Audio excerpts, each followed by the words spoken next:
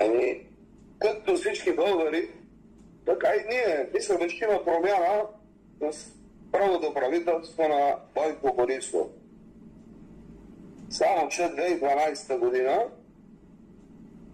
има проблеми с един депутат, четвъртия в страната, Димитър Аврамов, и една огромна женица от парламента, Искра Тумболова. Фидосова? Да, Фидосова, да. И ги казахте. И какво направи Бате Светло? Жалих се. Къде трябва да се жалиш? Нещо депутат такива в ДАНС. При кой в ДАНС? Шефа на ДАНС, господин Писанчев. Отивам жалост и казвам, аз съм един от данъкоплатци.